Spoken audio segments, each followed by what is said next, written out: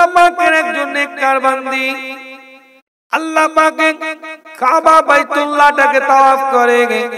আমি বলি না কোরআন জানিয়ে রাখায় সূরার নাম সূরাতুল আল ইমরান, তৃতীয় নাম্বার সূরা, পরিষ্কার করে লেখা আছে। কিতাবটা খুলে দেখে নেন, 96 নাম্বার আয়াতের মধ্যে আল্লাহ বয়ান করে দেয়, ইন্না আউওয়ালা বাইতিন উদিয়া লিন-নাস লাল্লাযী বিবাক্কাতা মুবারাকান ওয়া হুদাল লিল আলামিন। আল্লাহ পাকে কাবা বাইতুল্লাহটাকে তাওয়াফ করে, যে কাবা বাইতুল্লাহটাকে আল্লাহ সর্বপ্রথম ঘর হিসাবে সিলেক্ট করেছেন। ইন্না আউওয়ালা বাইতিন উদিয়া লিন-নাস, যেটা মানুষের জন্য আল্লাহ বরাদ্দ করে দিয়েছে, লাল্লাযী বিবাক্কাতা, যেটা মক্কার মধ্যে অবস্থিত, যেটা বালাদুল আমিনের মধ্যে অবস্থিত, যেটা মক্কাতুল মুকাররমার মধ্যে অবস্থিত। আল্লাহ দায়িত্ব নিয়ে বলছে যারা ওখানে যাবে তারা মোবারক হয়ে যাবে, ওয়েলকাম আমি আল্লাহ আমার করব, আমি মওলা তাদেরকে ওয়েলকাম করব, স্বাগতম করব। ওয়া হুদাল লিল আলামিন, আর আমি আল্লাহ ওই চত্বরটাকে এতটাই নিয়ামত দান করেছি, এতটাই মর্যাদা দান করেছি, ওয়া হুদাল লিল আলামিন, আমি আল্লাহ ওই জায়গাটাকে হেদায়েতের কারখানা বানিয়ে দিয়েছি। সাবধান না রে ভাই, জোরে বল। মিথ্যে কথা বললে তো খুব তাকবীর দিতেন। কোরআন বলছি মন চাইছে না, বানিয়ে বুনিয়ে কথা বললে, রাজনীতির গল্প শোনালে তো একদম দিল খুশ হয়ে ধরে নিয়ে চারটা হুজুরকে। কথা কিছু বুঝতে পারছেন? আসসালামু আলাইকুম, দা বাংলা মিডিয়া ইউটিউব চ্যানেলে আপনাকে স্বাগত। এই চ্যানেলে বিভিন্ন বক্তাদের কাছ থেকে ইসলামিক চিন্তা ভাবনার প্রতিক্রিয়ার ভিডিও এবং ইসলামিক শিক্ষামূলক ভিডিওর প্রতিক্রিয়া আপলোড করা হয়। জীবনের প্রতিটি ক্ষেত্রে কোরআন ও হাদিসের মতাদর্শ বাস্তবায়নের বিভিন্ন দিক প্রতিক্রিয়া আকারে উপস্থাপন করা হয়। তাই এই প্রতিক্রিয়াশীল দা বাংলা মিডিয়া ইউটিউব চ্যানেলটিকে আপনারা সাবস্ক্রাইব করে রাখুন এবং ইসলাম প্রচারের স্বার্থে এই ভিডিওটি অবশ্যই একটি শেয়ার করে দেবেন। আর সর্বশেষ যেটা বলবো, আপনারা ভিডিওটা স্কিপ না করে শেষ পর্যন্ত অবশ্যই দেখুন। আমরা এবার বক্তার বক্তব্য শ্রবণ করব। কোরআন বলছি অসুবিধা হচ্ছে নাকি? ঈমান চলে যাবে কোরআন শোনার পরে যদি অসুবিধা হয়, এই কথাটা কেউ বলে, ঈমানটা নেই, কুফর করবে। আল্লাহ পাকে কাবা বাইতুল্লাহটাকে তাওয়াফ করছে ওই মেয়েটা, নেককার আল্লাহ পাকের বান্দি কাবা বাইতুল্লাহটাকে তাওয়াফ করতে করতে আল্লাহ পাকের কাবা বাইতুল্লাহ দিকে তাকিয়ে বলতে থাকে, আল্লাহ পাক তোমার এই বান্দি তোমার যে দরবারে এই হালেও খুশি আছে। আবার বলতে থাকে, আল্লাহ তোমার এই বান্দি তোমার দরবারে এই হালেও খুশি আছে। বারবার বলতে থাকে। একজন খেয়াল করে শুনেছে কথাটাকে, টুকটুক করে আগিয়ে গেছে, জিজ্ঞাসা করেছে তুমি এই দোয়া কেন বারবার করো, যে আল্লাহ পাক তোমার এই বান্দি এই হালেও তোমার উপরে খুশি আছে, এই কথা কেন তুমি বারবার বলছো? কি সিচুয়েশন তুমি ক্রিয়েট করছো, কি পরিস্থিতির মধ্যে দিয়ে নিজেকে তুমি বিবরণ করছো, আগিয়ে যাচ্ছ, তোমার সিচুয়েশনটা কি, তোমার পরিস্থিতিটা কি, কি রকম অবস্থায় তুমি আছো যে এই কথা বারবার বলছো? আল্লাহ তোমার বান্দি এই হালেও তোমার উপরে খুশি, তোমার বান্দি এই হালেও তোমার উপরে রেদামন্দি, এই কথা কেন বারবার বলছো? আল্লাহ পাকের বান্দি বললেন, আমি তাওয়াফ শেষ করে আপনাকে আমার ঘটনা শোনাবো। তাওয়াফটা শেষ করার পরে কিতাবের রিওয়ায়াতের মধ্যে পাওয়া যায় ওই বান্দি বলতে থাকে, একদা একদিন আমি চুলোশালের মধ্যে আমি রুটি সেকছিলাম, ছোট্ট বাচ্চাটা আমার কোলের মধ্যে বসেছিল, হঠাৎ করে আমি ঘরের ভিতর থেকে দুটো বাচ্চা ছেলের আওয়াজ শুনতে পেলাম। আমার দুই ছেলে ঘরের মধ্যে খেলা করছিল। কিছুদিন আগে আমি ঘরের মধ্যে যখন প্রবেশ করলাম, দেখতে পাই কিছুদিন আগে আমার পরিবারের মধ্যে আমার একটা বকরি জবা করা হয়েছিল। সেই বকরি জবা করার দৃশ্যটা আমার দুটো ছেলে দেখেছে। ওই ধারালো অস্ত্র ছুরিটা ওখানে রাখা ছিল। তারা নিজেদের মধ্যে খেলা করতে করতে বড় ছেলেটা মেজো ছেলেটার গলার মধ্যে ছুরিটা চালিয়ে দিয়েছে। রক্তাক্ত অবস্থায় জমিনের মধ্যে মৃত অবস্থায় পড়ে আছে। আমি সঙ্গে সঙ্গে বাচ্চাটাকে এক জায়গায় করে সঙ্গে সঙ্গে আমি বড় ছেলেটার খোঁজে বেরিয়ে পড়লাম। কোথায় সে ভয় লুকিয়ে গেছে, কোন জায়গায় সে চলে গেল। আমার বাড়ির মধ্যে এক জায়গায় লাকড়ি রাখা আছে, কাঠ রাখা আছে। ওই কাঠের স্তূপের কাছে গিয়ে দেখি বড় ছেলেটা লুকিয়ে আছে, কিন্তু ওই জায়গায় জীবন্ত তাকেও পেলাম না। ওই কাঠের ফাঁকে বিষাক্ত সাপ ছিল, তাকে দংশন করেছে। ওই অবস্থায় সে ওখানে মারা গিয়েছে। এই অবস্থায় আমি দুটো বাচ্চাকে একটা ঘরের মধ্যে নিয়ে এসেছি, এক জায়গায় রেখেছি। আমি লক্ষ্য করে হঠাৎ করে চিন্তা করি, আমার ছোট্ট বাচ্চাটাকে তো আমি সেই চুলোর কাছে রেখে দিয়ে এসেছিলাম। এই চিন্তা করে আমি ঘর থেকে লাফিয়ে বেরিয়ে দেখি ওই চুলো শালের কাছে যাওয়ার পরে লক্ষ্য করি আমার ছোট্ট বাচ্চাটা আগুনের মধ্যে পুড়ে দাউ দাউ করে জ্বলছে। আমি মা তিনটে বাচ্চাকে আমার সামনে গোসল দেওয়া হয়েছে। আমি মা নিজের চোখে দেখেছি তিনটে বাচ্চাকে আমার সামনে কাফনস্থ করা হয়েছে। আমি মা নিজের চোখে দেখেছি তিনটে বাচ্চার জানাজা পড়া হয়েছে। আমি মা নিজের চোখে দেখেছি তিনটে বাচ্চাকে কবরের মধ্যে দাফনস্থ করা হয়েছে। আমি এই অবস্থায় আল্লাহ পাকের কাবা বাইতুল্লাহটাকে তাওয়াফ করছি। এই সিচুয়েশন ক্রিয়েট করে এই পরিস্থিতি থেকে এসে আমি আল্লাহ পাকের কাবা বাইতুল্লাহটাকে তাওয়াফ করছি আর আল্লাহর দিকে তাকিয়ে বলছি, আল্লাহ তোমার এই বান্দি এই হালেও তোমার উপরে খুশি আছে।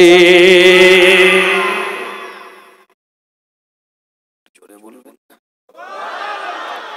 চিৎকার দিয়ে বলা যাবে না। কত বড় নিয়ামত চিন্তা করে থাকেন। তাওয়াক্কুলের জায়গা তৈরি করেন, কলিজার মধ্যে তাওয়াক্কুলের জায়গা তৈরি করেন। আল্লাহর উপরে ভরসা, আল্লাহ তুমি জানতে কি চাওয়া পাওয়া আছে আপনার, আল্লাহর খুশিতে খুশি মিলান, রবের হুকুমে হুকুম মেনে নেন, মান্যতা দেন। একটার পর একটা দলিল আপনাদের খিদমতে। বিখ্যাত একজন তাবিঈ, আল্লাহর নবী আল্লাহর রাসূলকে যারা সরাসরি দেখেছে 1,25,000 জন, তাদেরকে সাহাবা বলা হয়। যারা আমার নবীকে হীন হায়াতে জীবনে বশরিয়াত জীবনে হুজুরের নজরের মধ্যে হুজুরের চেহারাটাকে নকশাটাকে এনেছে, আমার আল্লাহ পাক তাদেরকে সাহাবা বলে সার্টিফিকেট দিয়ে দিয়েছে, হুজুরের সঙ্গী বলে সার্টিফিকেট দিয়ে দিয়েছে। আর আমার নবী মুস্তাফা তাজেদারে হারামের 1,25,000 সাহাবাদের মধ্যে থেকে যে কোনো একজনকে যদি কেউ দেখেছে তাদেরকে তাবিঈ বলা হয়েছে। সেই রকম একজন বিখ্যাত তাবিঈ হযরত ওমর ইবনে আব্দুল আজিজ 100 হিজরির দিকে রাষ্ট্রনায়ক, সাম্রাজ্য পরিচালনা করে, সাম্রাজ্য প্রতিষ্ঠিত করে সাম্রাজ্য পরিচালনা করছে হযরত ওমর ইবনে আব্দুল আজিজ, যাকে দ্বিতীয় ওমর বলা হতো। গোটা অংশগুলোকে চালাচ্ছে তিনি, সাম্রাজ্য পরিচালনা করে। হঠাৎ করে একদিন ঘরের মধ্যে প্রবেশ করেছে। ঘরের মধ্যে ঢুকে নিজের মেয়ের দিকে লক্ষ্য করে ইঙ্গিত করে বলছে, মা আমার জন্য একটু পানি নিয়ে আয়, মা আমার জন্য একটু পানি নিয়ে আয়, আমি তৃষ্ণার্ত তোর বাবা, আমি পিপাসিত তোর আব্বা, আমাকে প্যাস পেয়েছে, আমার জন্য জন্য একটু পানি নিয়ে আয়, আমার জন্য একটু পানি নিয়ে আয়, এইভাবে বলতে থাকে। কিতাবটা খুলে দেখেন এইভাবে তিনবার বলেছে, মা আমার জন্য একটু পানি নিয়ে আয় মা। তৃষ্ণার্ত তোর বাবা, মেয়ে ঘরের মধ্যে বসে আছে, বাপের কথায় কোনো আওয়াজ দেয় না। আবার বলতে থাকে, মা তোর বাবা তৃষ্ণার্ত পিপাসিত অবস্থায় হঠাৎ করে হযরত ওমর ইবনে আব্দুল আজিজের স্ত্রী এক ঘটি এক মগ পানি নিয়ে দাঁড়িয়ে আছে। স্ত্রীর দিকে তাকে হযরত ওমর ইবনে আব্দুল আজিজ বলে, তুমি কেন পানি নিয়ে এসেছো? কি ব্যাপার তুমি একটু বলো। মেয়েকে এতবার বললাম, এতবার ডাকলাম, এতবার আওয়াজ দিলাম, কন্যা তো আমার কথা শোনার পরেও কোনো রকম হেলদোল নাই, কোনো রকম পানিটা আমার জন্য নিয়ে আসলো না। আমি তৃষ্ণার্ত তার বাবা, আমি পিপাসিত তার আব্বা, আমি পেয়াস পেয়েছে বারবার বলছি, কিন্তু কন্যা সন্তানের তো কোনো হেলদোল ছিল না। সে শোনার পরেও আমার কথা কর্ণপাত করার পরেও কিন্তু সে কিন্তু কোনো কার্যকারী করে নাই। বিষয়টা কি একটু আমাকে খুলে বলো। বারবার হযরত ওমর ইবনে আব্দুল আজিজের কথা বলে। হঠাৎ করে হযরত ওমর ইবনে আব্দুল আজিজের স্ত্রী চোখ দিয়ে পানির টোসা গড়াতে থাকে, অঝরনানে কাঁদতে থাকে। প্রশ্ন করে, আপনি আবার তুমি আবার কাঁদো কেন? তোমার চোখে আবার পানি কেন? ওমর ইবনে আব্দুল আজিজের দিকে তাকিয়ে ওই সময় স্ত্রী বলতে থাকে, আমার মেয়ে আমাকে বলতে নিষেধ করেছিল, কিন্তু আপনি বারবার যখন আমাকে বলছেন আমি বলতে বাধ্য হলাম, আমি শোনাতে আপনাকে বাধ্য হলাম। আপনার মেয়ে শরীরটার মধ্যে যে পোশাকটা পরে আছে, যে শরীরের মধ্যে যে কাপড়টা সে পরে আছে, এতটাই ছিদ্র হয়ে গিয়েছে তার পায়জামা। একজন প্রাপ্ত বয়স্ক মেয়ে তার বাপের সামনে দাঁড়াতে লজ্জা পাবে, একজন প্রাপ্ত বয়স্ক মেয়ে তার বাপের সামনে দাঁড়াতে লজ্জা পাবে। এতটাই ছিদ্র হয়ে গিয়েছে, সতর উন্মুক্ত হয়ে যাচ্ছে তার। সেজন্য সে রাগ করেনি, সেজন্য সে আওয়াজ দেয় নাই, সেজন্য সে কথা বলে নাই, সেই জন্য সে ঘর থেকে আপনার জন্য পানি নিয়ে বেরোতে পারে নাই। বিখ্যাত তাবিঈ দ্বিতীয় ওমর যাকে বলা হয়, হযরত ওমর ইবনে আব্দুল আজিজ সঙ্গে সঙ্গে কথাটা শোনার পরে সিজদার মধ্যে লুটিয়ে গিয়েছে। সিজদা থেকে মাথাটা তুলে বলে, আল্লাহ তোমার বান্দা ওমর ইবনে আব্দুল আজিজ এই অবস্থাতেও তোমার উপরে খুশি হয়ে গেছে।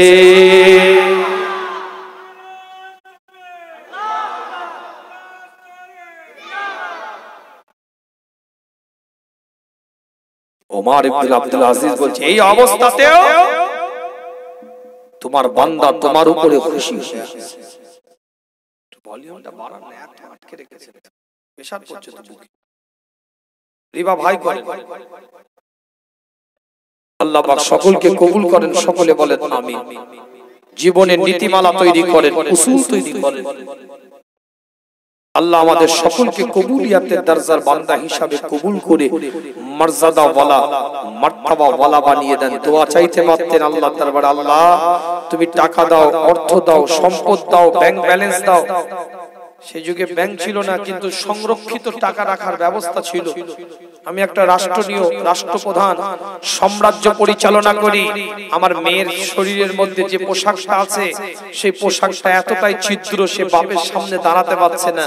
এই কথা কিন্তু ওমর ইবনে আব্দুল আজিজ বলতে পারতেন, কিন্তু না, দোয়া চাওয়ার আগে সিজদায় পড়ে গেছে যে আল্লাহ আমি নাফরমানি করি না তোমার, আল্লাহ তুমি এই হালে রেখেছো, এই অবস্থাতেও তোমার দরবারে আমি সিজদায় লুটিয়ে গেলাম। জোরে বলে,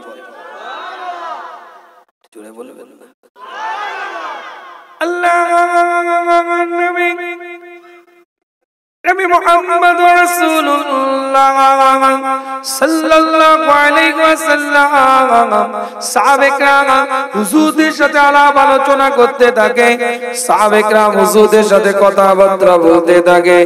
এক একটা দলিল দিয়ে আপনাদের খিদমতে কিতাবটা খুলে দেখেন, আমি বলি না কোরআন জানিয়ে দেয়, ওয়াসারিউ ইলা মাগফিরাতিম মির রাব্বিকুম ওয়া জান্নাতিন আরদুহা আস-সামাওয়াতি ওয়াল আরদু উইদ্দাত লিল মুত্তাকিন। আল্লাহ পাক বলছে তোমরা ওই রাস্তা নিজেদেরকে পথিক বানিয়ে নাও, ওই রাস্তায় নিজেদেরকে পরিচালিত করো। ওয়াসারিউ ইলা মাগফিরাতিম মির রাব্বিকুম, যে রাস্তার মধ্যে আমি আল্লাহ আমার পক্ষ থেকে ক্ষমা আছে, আমি মাওলা আমার পক্ষ থেকে ক্ষমা আছে, সেই রাস্তায় তোমরা নিজেদেরকে পথিক বানিয়ে নাও। আমি আল্লাহ তোমাদেরকে ক্ষমা করব, শুধু ক্ষমা করব এটা নয়, আমি আল্লাহ তোমাদেরকে একটা জান্নাত আমি আল্লাহ দান করে দেব। তাওয়াক্কুল তৈরি করে রবের উপরে ভরসা চলে যাওয়ার কারণে আমরা ডিপ্রেশনে ভুগছি। ঘরে ঘরে কি বলেন তো, টেনশন, টেনশন, ডিপ্রেশনের ওষুধ খেতে হয়, ঘুম হয় না। কত মানুষ আমাদের কাছে যে দোয়া চায়, হুজুর খুব টেনশনে আছি। কিসের টেনশন তোমার? যদি কলিজার মধ্যে এই জিনিসটা ধরে রাখতে পারেন যে আমার আল্লাহ যে হালে রেখেছে আমি সেই হালে খুশি, কোনো টেনশন কাজ করবে না। কি ভাই কথা ঠিক বলছি না? আমাদের টেনশন তো এমনি হবে, পাশের বাড়ি চটচট করে বেড়ে যাচ্ছে, টাইস হয়ে যাচ্ছে, মার্বেল হয়ে যাচ্ছে, ইনার তো লোভ কাজ করছে, হিংসা কাজ করছে যে ওর হলো আমার হলো না কেন। কি ভাই কথা ঠিক বলছি না? ও মাথা তুলে দাঁড়িয়ে ব্যবসা বাণিজ্য সুন্দর করে করছে, আমি করতে পারছি না কেন? আমার অসুবিধা কোথায়? কি সমস্যার মধ্যে আমি আছি? কেন এটা হচ্ছে? কোথা থেকে এত পয়সা পেল? কোন জায়গা থেকে এত টাকা পেল? আরে কি করবে? নিঃশ্বাসকে বিশ্বাস আছে, এটা কবরে শুয়ে আছে, তাদের জন্য তো দোয়া চাইতে বসেছি। কালকে তুমি শুয়ে থাকবে না এর কোনো নিশ্চয়তা আছে? আপনি শুয়ে থাকবেন না এর কোনো নিশ্চয়তা আছে? আপনি বলতে পারবেন যে আমি এত বছর বাঁচবো? বলতে পারবেন যে নির্দিষ্ট সময় মেয়াদ এত বছর? হযরত নূহ আলাইহিস সালাম রাস্তা দিয়ে হাঁটতে থাকে, নূহ নবী রাস্তা দিয়ে হাঁটা চলা করতে থাকে। হঠাৎ করে একজন বৃদ্ধা মহিলাকে লক্ষ্য করে দেখে, টুকটুক করে তার কাছে এগিয়ে যায়। বৃদ্ধা মহিলাটা রোনাজারি করে, চোখ দিয়ে পানির টোসাটা গড়িয়ে যাচ্ছে। হযরত নূহ আলাইহিস সালাম কে তাকে জিজ্ঞাসা করে, মা তুমি কাঁদো কেন? তোমার চোখে পানি কেন? রোনাজারি কেন তুমি করছো মা, একটু বলো। বৃদ্ধা মহিলাটা বলতে থাকে, পরিষ্কার করে লেখা আছে যে আমার সন্তানটা মারা গিয়েছে, আমি মা সন্তানের জন্য রোনাজারি করি। হযরত নূহ আলাইহিস সালাম বৃদ্ধা মেয়েটার দিকে লক্ষ্য করে বলে, তোমার সন্তানের বয়স কত হয়েছিল? কত বয়সে তোমার সন্তানটা মারা গেছে? বৃদ্ধা মহিলা বলতে থাকে, আমার সন্তানের 400 বছর বয়স হয়েছিল। নূহ নবী চিন্তা করলেন, একে এখনই ঠান্ডা করতে গেলে তৎক্ষণাৎ কিছু ডোজ দিতে হবে। এখনই এই বান্দাকে, এই আল্লাহ পাকের বান্দিকে সবর দিলাতে গেলে কিছু কথা এমন বলতে হবে যেন চটজলদি কান্না বন্ধ হয়ে যায়। নূহ নবী ওই বৃদ্ধা মেয়েটার দিকে তাকিয়ে বলে, তোমার সন্তান তো 400 বছর হায়াত পেয়েছে মা, কিন্তু মনে রাখবে আখেরি জামানার মধ্যে একটা নবী আসবে, খাতামান নবিয়িন হয়ে, লা নবিয়া বাদি, তার পরে আর কোনো নবী আসবে না, রাসূল আসবে না, পয়গম্বর আসবে না, রিসালাতের দরজা বন্ধ হয়ে যাবে, নবুয়তের দরজা বন্ধ হয়ে যাবে। একটা নবী আল্লাহ পাক দিবে, একটা রাসূলকে আল্লাহ পাক দিবে। সেই নবীর কিছু উম্মত উম্মতি হবে, সেই উম্মত উম্মতিদের গড় আয়ু হবে 65 থেকে 70 বছর। কত কি আপনাদের অসুবিধা হচ্ছে নাকি? 65 থেকে 70 বছর তাদের গড় আয়ু হবে। মেয়েটা কান্না বন্ধ করে দিয়ে বলছে, তারা কি ঘর সংসার করবে না? বাড়ি ঘর বানাবে না? কথা কিছু বুঝতে পারছেন কেন এই কথাটা বললাম? একে তো সীমিত হায়াত পেয়েছি, 10 বছর যদি হিংসা করে কাটিয়ে দেন, তাহলে নিজের নফসকে উন্নতি কত কবে করবেন? রূহের উন্নতি কবে করবেন? পরচর্চা, পরনিন্দা, হিংসা, গীবত, লোভে যদি কেটে যায়, নিজেদের জীবন নীতিমালা তৈরি করে। আর যুবকরা তো মাশাআল্লাহ PUBG, Free Fire, Dream 11, Rummy Circle, কথা ঠিক বলছে। আচ্ছা আচ্ছা বাড়িতে, ভালো ভালো বাড়িতে, মদ মাতালের বাড়ি বলিনি, নামাজি, পরেজগার, আল্লাহওয়ালা বাড়ি, বাপ নামাজি, ছেলে আপনার কি বলে মা নামাজি, ভাইরা নামাজি, একটা দুটো এমন সন্তান তৈরি হয়ে গেছে গোটা পৃথিবীব্যাপী সফটওয়্যারে জুয়া খেলছে। বাপ নামাজি, ছেলে কিন্তু লেপের তলায়, কম্বলের তলায় জুয়াতে ব্যস্ত আছে। ক্যারামবোর্ডটার আপনার গুটি নেই, ক্যারামবোর্ড এখন সফটওয়্যার হয়ে গেছে। লুডু এখন সফটওয়্যার হয়ে গেছে। তাস এই পাতাতে আর খেলা হয় না, সফটওয়্যার হয়ে গেছে। পিকটু সফটওয়্যার হয়ে গেছে, দাবা সফটওয়্যার হয়ে গেছে, গুগলে ইনস্টল করছে, সফটওয়্যার ডাউনলোড করছে, গোটা পৃথিবীব্যাপী জুয়ার কারবার খুলে বসে আছে।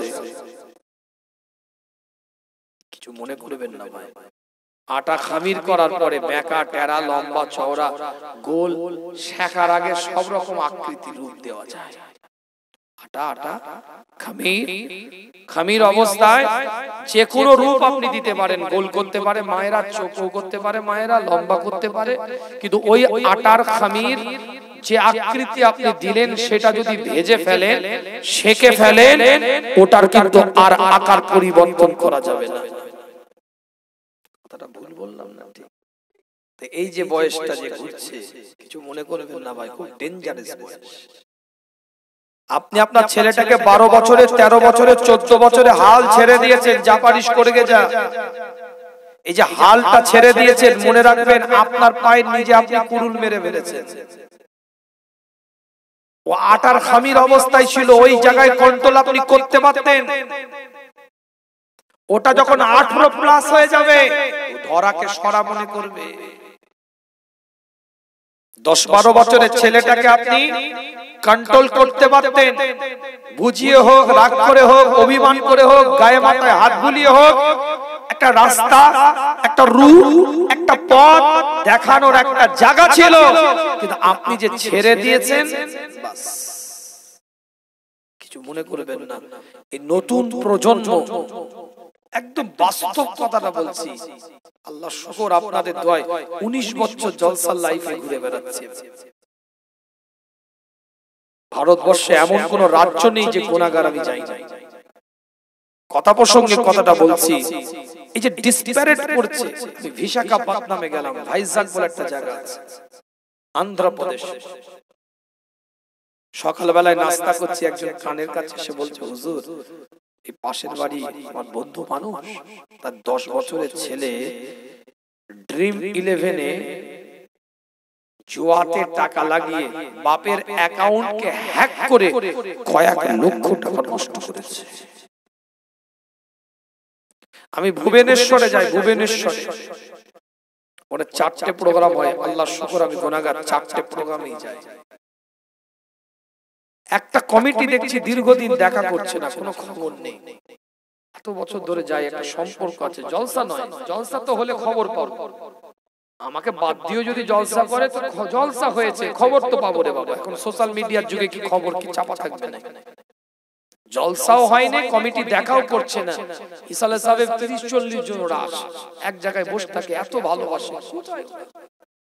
পাশে গেছি, জিজ্ঞেস করছে কোথা বলতো কমিটি ছেলে, কেউ কোনো কথা বলছে না, একে অপরের দিকে শুধু তাকাচ্ছে। অন্য কমিটিকে জিজ্ঞেস করছে, এই ছেলেগুলো কোথায়? জায়গার নাম বলছে না কেন, রেকর্ড হচ্ছে, তারা মন খারাপ করবে। সে জায়গায় তো শুনতে পারে। এখন তো কোথাকারের সোশ্যাল মিডিয়ার কি ভিডিও কাটিং করে কি হয়ে যাচ্ছে, মুশকিল ব্যাপার। জিজ্ঞেস করছে কোথায় ওই কমিটি ছেলেগুলো, কোথায় বলতো?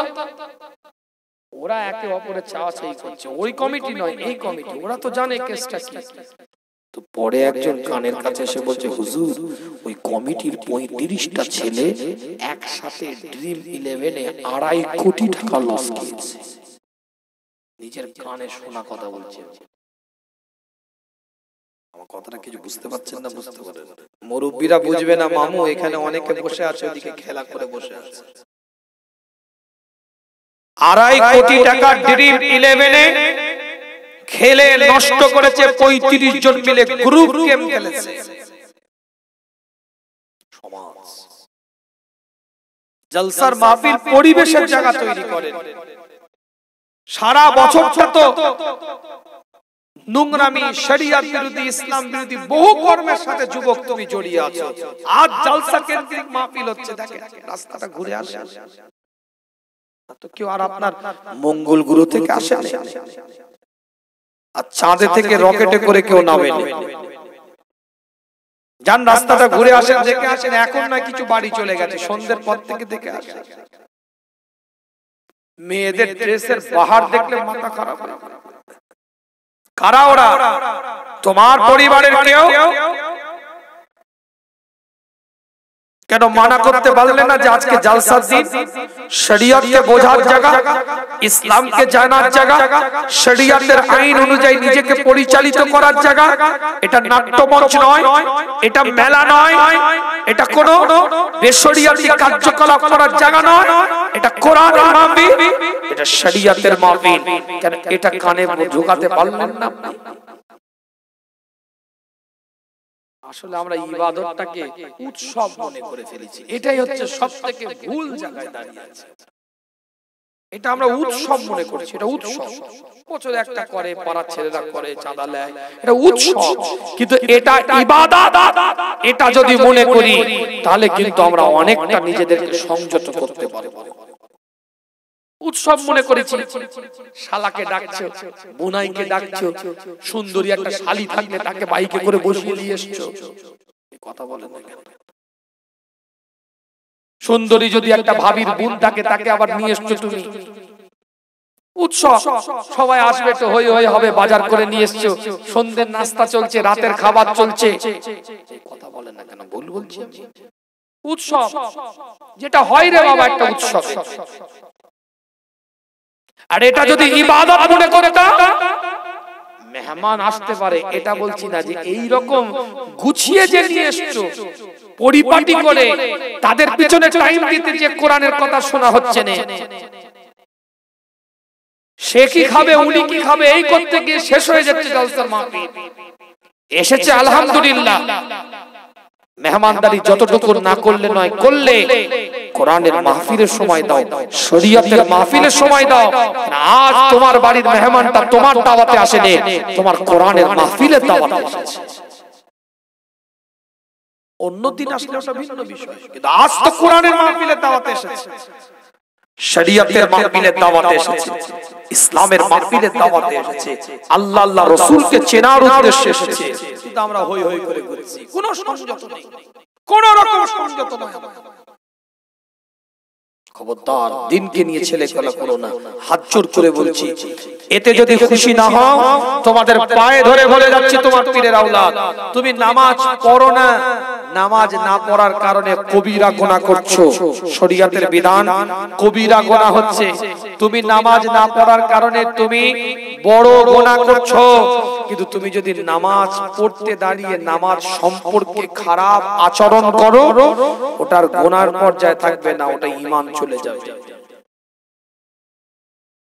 নফল ইবাদত করছো, এটা ভালো জিনিস, কিন্তু নফল ইবাদতটা যদি করতে গিয়ে তোমার দ্বারা যদি নফল ইবাদতের ক্ষতি হয়, এই জলসার মাহফিল নফল ইবাদত তোমার দ্বারাই ক্ষতি হচ্ছে, কি হবে? ফতোয়াটা একটু দেখে দেখবে। আম মজলিসে ফতোয়াটা দিলাম না, মন খারাপ করবেন। আপনার কার্যকলাপের কারণে, আপনার কর্মকাণ্ডের কারণে নফল জলসার মাহফিল আপনি করেননি, গুনাহগার কেউ নয়, করেছেন আপনি, ভালো করে বুঝবেন। আপনি যখন করেছেন, পরিবেশ যখন তৈরি করেছেন, শরীয়তের পরিবেশ, দ্বীনের পরিবেশ, ইসলামের পরিবেশ, নবীর তরিকার পরিবেশ যখন তৈরি করেছেন, সেই পরিবেশটা যদি ধরে না রাখতে পারেন, তাহলে আপনার উপরে কিন্তু বিষয় অন্য দাঁড়িয়ে যাবে। কবরে যারা আছে ভালো কর্মের জন্য সওয়াব পায় না, পায় না? এই যে ভালো যদি কাজ হচ্ছে এখানে, এই ভালো কাজের জন্য তারা সওয়াব পাবে না, আর খারাপ কাজের জন্য পাবে না, কেলানি খাবে খারাপ কাজের জন্য। আপনার খারাপ কাজ যদি এখানে হয়, তাদের রূহের মাগফিরাতে সাবরেসানির উদ্দেশ্যে আপনি করেছেন, এই জায়গা বানিয়েছেন, এই স্থান তৈরি করেছেন, ভালো দিক, এটা ভালো কর্ম, ভালো কর্মের সাথে আপনি জড়িয়ে আছেন। কিন্তু মনে রাখবেন এই কর্মের জন্য আপনি সওয়াব পেলেন, তারাও কবরে শুয়ে শুয়ে সওয়াব পেল, কিন্তু এই কর্মটা করতে গিয়ে যে খারাপ কাজগুলো শরীয়ত বিরোধী, ইসলাম বিরোধী, দ্বীন বিরোধী হলো, সেই কর্মের খারাপ কাজের কর্মের ফলটাও তাদের কাছে যাবে। এবার আপনি সমীক্ষায় মিলিয়ে নেন, a square plus 2ab plus b square বীজগণিতের অঙ্কর মতন ফর্মুলা বলে দিলাম, মিলিয়ে নেন কত পার্সেন্ট ভালো করেছেন আর কত পার্সেন্ট খারাপ করেছেন। কেন সংযত হব না? একটা কোরআনের মাহফিল নিট ক্লিন থাকবে, একটা শরীয়তের মাহফিল নিট ক্লিন থাকবে। কিছু তেদর মার্কা, বদমাশ মার্কা কিছু লোক আছে, এরা গুলায়াবা। কিছু ভালো টাইপের মানুষ আছে যারা চাই না দোকান বসুক, বাজার বসুক, মেলা হোক, হাট হোক, এই শরীয়ত বিরোধী কর্মকাণ্ড রাস্তার উপরে যেটা হচ্ছে এগুলো চাই না। কিন্তু কিছু তেদর মার্কা বদমাইশ লোক আছে, এরা আবার বলে কেন রে, ওরা এসছে তো অসুবিধা কি, তোদের কি হয়েছে? কলজে শুধু লাথি মারা দরকার। কথা ঠিক বলছি না ভুল বলছি? ভাষাটা হয়তো খারাপ লাগতে পারে, কিন্তু বাস্তব জায়গা থেকে দাঁড়িয়ে কথাটা বলছি এজন্যই, কেন আপনার অর্থটাকে কেন আপনি নষ্ট করবেন? হাত জোর করে বলি, এতে যদি খুশি না হন আপনাদের পায়ে ধরে বলছি, আজকে খেপে খেপে যে দোকান বাজার মেলাগুলো বসেছে তাদেরকে বলে দেন আসবি না, সামনের বছরে জলসায় তোদেরকে বসতে দেব না। নিয়ত করেন, আল্লাহ এক একটা বান্দাকে কবুল করবে, নিয়ামতের দ্বারা পরিপূর্ণ করে দিবে। জুড়ে বলেন না সুবহানাল্লাহ। আল্লাহ কোরআনের মধ্যে বলছেন, তোমরা যে রাস্তার মধ্যে ক্ষমা আছে সেই রাস্তায় তোমরা নিজেদেরকে ধাবিত করো, আমি আল্লাহ তোমাদেরকে ক্ষমাও করব, একটা জান্নাত আমি আল্লাহ দান করে দেব। জুড়ে বলেন না সুবহানাল্লাহ। আল্লাহ নবী নবী মুহাম্মদুর রাসূলুল্লাহ সাল্লাল্লাহু আলাইহি ওয়াসাল্লাম